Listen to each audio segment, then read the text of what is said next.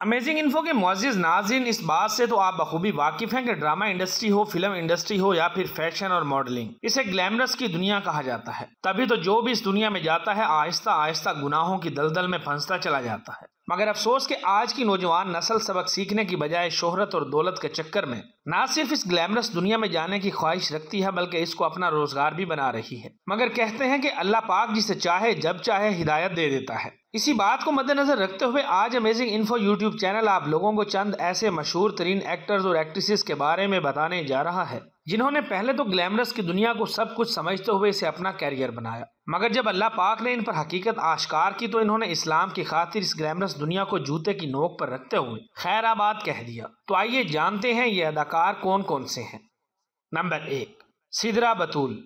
خوبرو حسینہ سدرا بطول کی اسلام کی خاطر شوبز انڈسٹری کو چھوڑ دینے کی کہانی انتہائی دلچسپ ہے۔ واضح رہے 8 دسمبر 1985 کو پاکستان کے شہر کوئٹہ میں پیدا ہونے والی سدرا بطول مشہور پاکستانی اداکارہ رہ چکی ہیں، کیونکہ انہوں نے صرف پاکستانی ڈراموں میں ہی نہیں بلکہ سپر ہٹ ثابت ہونے والی پاکستانی فلموں میں بھی کام کر رکھا ہے۔ ان کی 2 مشہور فلموں کا نام ہلا گلا اور بن روئے ہے۔ سدرا بطول کا شوبز انڈسٹری کا سفر اس وقت شروع ہوا جب انہوں نے 2012 میں مشہور پاکستانی ڈرامہ داغ میں اداکاری کی جوہر دکھانے کے ساتھ ساتھ اپنے حسن کے جلوے بھی کھیلے۔ لوگوں نے داغ ڈرامے میں ان کی اداکاری کو خوب سراہا، بس پھر کیا تھا، انہوں نے پیچھے مڑ کر نہیں دیکھا اور ایک کے بعد ایک ڈرامہ اور فلم کرتی چلی گئی، جس سے انہوں نے خوب عزت، دولت اور شہرت کمائی۔ دوسرے لفظوں میں آپ یوں بھی کہہ سکتے ہیں کہ شوبز کی چکا چوند روشنیوں نے انہیں اپنے جال میں اس قدر جگڑا کہ یہ گناہوں کی دلدل میں دھنستی چلی گئیں۔ بہرحال ان کے مشہور ڈراموں کی بات کی جائے تو داغ کے علاوہ یہ زندگی ہے، خدا دل میں ہے، عشق ہماری گلیوں میں، پرورش اور امید ان کے مشہور ڈرامے ہیں۔ مگر اچانک لوگوں کو ان کا ایک نیا روپ اس وقت دیکھنے کو ملا جب انہوں نے اپنے انسٹاگرام اکاؤنٹ کے ذریعے یہ اعلان کیا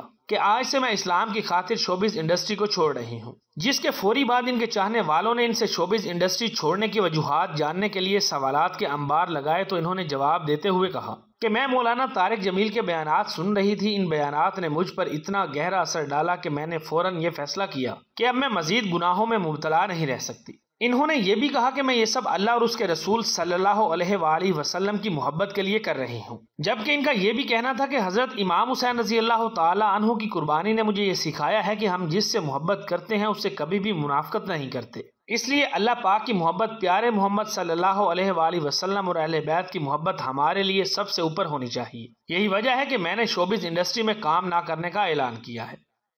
نمبر 2، عبداللہ قریشی۔ امیزنگ انفو کے چاہنے والوں، چند سال ہی قبل ابھر کر سامنے آنے والے پاکستانی سپر سٹار اور نوجوان گلوکار عبداللہ شفیق نے حال ہی میں گلوکاری کو اسلام کی خاطر چھوڑنے کا اعلان کیا ہے۔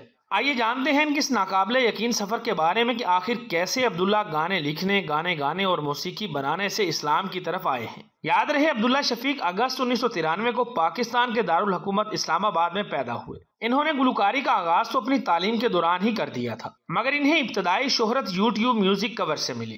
شہرت ملتے ہی عبداللہ پورے پاکستان میں کنسرٹ کرنے لگے۔ اسی دوران انہوں نے نیس کیفے بیسمنٹ سیزن 4 کے لیے آواز دو اور کتنی صدیاں جیسے مشہور گانے گائے۔ انہوں نے اپنا پہلا گانا تیرے لیے 2013 میں ریلیز کیا، مگر یہ شہرت کی بلندیوں پر اس وقت پہنچے جب عبداللہ قریشی نے کوک اسٹوڈیو میں آفریں آفریں گانا گایا، جسے لوگوں نے کافی پسند کیا۔ پھر وہ وقت آیا جب انہیں دبئی، تھائی لینڈ، انگلینڈ اور دنیا بھر کے بڑے ممالک سے آفرز موصول ہوئیں۔ یوں پھر انہوں نے مختلف ممالک میں جا کر پرفارم کیا۔ اس طرح عبداللہ شفیق نے خوب دولت اور شہرت کمائی، مگر ان کے چاہنے والے اس وقت ہکا بکا رہ گئے جب شہرت کی عین بلندی پر پہنچتے ہی 6 اکتوبر 2022 کو عبداللہ شفیق نے یہ اعلان کیا کہ وہ اسلام کی خاطر میوزک انڈسٹری کو ہمیشہ کے لیے چھوڑ رہے ہیں۔ انہوں نے گلوکاری چھوڑنے کا اعلان انسٹاگرام اور دیگر سوشل میڈیا پلیٹ فارم کے ذریعے کیا۔ انہوں نے گلوکاری چھوڑنے کے فیصلے کے بارے میں بتاتے ہوئے کہا کہ میں نے سوچ سمجھ کر میوزک سے وقفہ لیا تھا تاکہ میں سچ کھوجتے ہوئے یہ سوچ سکوں کہ میں کون ہوں، کیا بننا چاہتا ہوں، کہاں سے آیا ہوں، کس لیے آیا ہوں، کہاں جا رہا ہوں، مزید یہ کہ میرا اختتام کیا ہوگا۔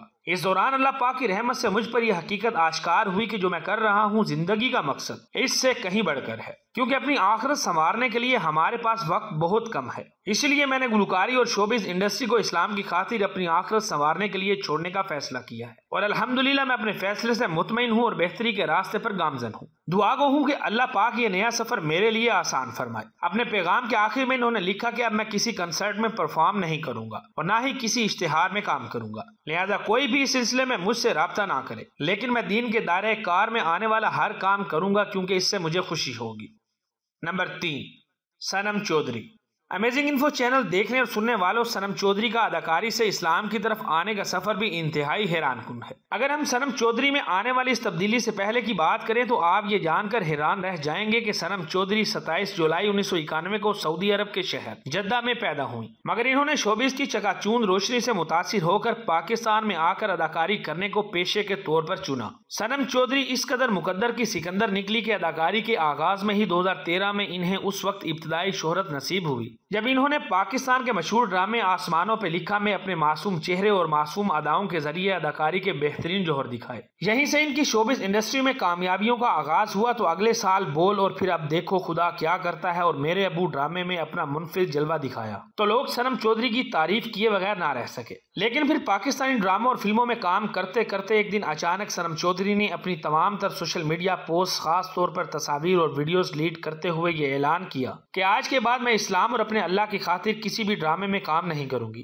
जैसे ही इनका ये ऐलान सामने आया तो हर कोई हैरान और परेशान रह गया कि आखिर ये सब कैसे हो गया। सनम चौधरी बताती हैं कि मैंने बेस्ट एक्टर का अवार्ड हासिल करने के लिए वो सब कुछ किया जो मैं कर सकती थी। मैंने अंत तक मेहनत की और मैं इस मुकाम तक पहुंच भी गई, मगर फिर भी मैं मुतमिन ना हुई। इन्हीं सवालात के जवाब देते हुए सनम चौधरी का कहना था कि दिल से बता रही हूँ, सच्ची बात यह है कि मुझे इस चीज का एहसास ही नहीं था कि मुझे एक दिन मरना भी है और अपने अल्लाह के सामने भी पेश होना है। जब ये ख्याल मेरे जहन में आया तो मैंने सोचा कि मैं अल्लाह के बनाए गए लोगों को तो खुश कर रही हूँ, लेकिन क्या मैं अपने अल्लाह को जिसने मुझे बनाया है उससे नाराज तो नहीं कर रही। वो ये भी बताती है कि मेरी जिंदगी में इतनी शुक्रगुजारी थी कि अल्हम्दुलिल्लाह मैं अल्लाह पाक से जो मांगती अल्लाह पाक मुझे फौरन अता कर देता था। गर्ज ये कि मैंने जो कुछ भी चाहा अल्लाह पाक ने उससे बढ़कर मुझे अता किया। सब कुछ सही चल रहा था, लेकिन एक चीज की कमी थी और वो सुकून था, जिसकी मुझे बाद में समझ आई कि यही वो चीज है जिसकी मुझे तलाश है। और ये मुझे उस वक्त मिला जब मैंने कुरान पाक पढ़ना, सीखना और समझना शुरू किया। जैसे ही मैं चैप्टर 2 की तफसीर पर आई तो मुझे अपनी हकीकत का आईना दिखा